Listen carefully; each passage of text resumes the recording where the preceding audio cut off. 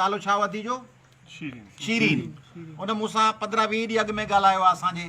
ठटे जे सदर सां त अदा असां सां ज़ुल्म कयो आहे पर मूं ते वॾो दबाव ईअं ई दोदे भील जी माउ ऐं ज़ाल ॾांहुं वियोसि नगर पार्कर सलाम कोट उन जी माउ ऐं दोदे भील जी माउ ऐं वनी ज़ाल जीअं भीलनि में जीअं निकाह घूंघट थियो हूंदो आहे घूंघट में मुंहिंजे मथां अची मूंखे पोड़ीअ मां ई भाकुर पाए मूंखे चयईं त मूंखे चवनि था पैसा वठ चई मूं चयो तमामु त पिनी खाईंदसि पर पुट जे खून जो सौदो कोन कंदसि पिनी खाईंदसि उहो भील माईअ दोदे भील जी अमड़ त पाण सिंध में इहो रवाज विझूं त असांजो को बि बचो नाहक शहीद थिए पोइ हुन ते वॾेरा मेड़ करे अचनि सरदार अचनि MNA MP अचनि सेनेटर अचनि कामोरा अचनि चऊं राजूणी था कयूं तव्हांखे हीअं वठी था ॾियूं हीअं बंदोबस्तु था कयूं हीअं तव्हांजो मसइलो हल न नौकरियूं था ॾियूं न अदा नौकरियूं था ॾियूं न खून जो हिसाब सज़ा बाक़ी आऊं तव्हांजे ज़रिए सरकार खां मुतालबो कंदुसि त बाबा ही पुलिस जे साम्हूं ॾिठो वाइठो क़तल थियो आहे उनजे घर वारनि खे सिंध सरकार खे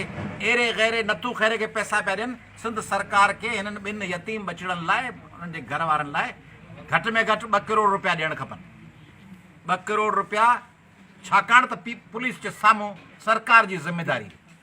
पर खून जो केस हले ऐं उन्हनि कातिलनि खे सज़ा अचे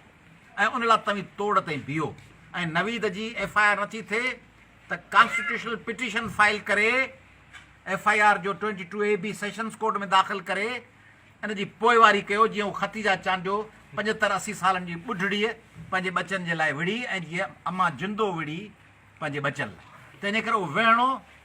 असांखे बि आहे पर तव्हां वारसनि खे आख़िर ताईं ॼण वारस जॾहिं हथ थो कढी वञे उन ते दबाव पए थो त पोइ कोर्ट में केस नथो हली सघे लॉ में वारस बीहणो आहे फरियादी तंहिंजे करे तव्हां रुगो तव्हांजी ॻाल्हि न आहे हीअ जेके मूंखे रिकॉर्ड पिया कनि सॼे सिंध लाइ इहो पैगाम आहे त पाण इहो रवाज विझूं त पंहिंजो को बच्चो पंहिंजो को फर्ज़ंद पंहिंजो को भाउ शहीद थिए उनजे कातिलनि खे फांसी अचे महिरबानी सर अॼोको जेको ही वाक़ियो थियो आहे इन ते कराची वारो इन ते दादा कराची में जेको अलकरम ते थियो आहे इन में सिंध पुलिस किथे आहे IG किथे आहे रेंजर्स किथे आहे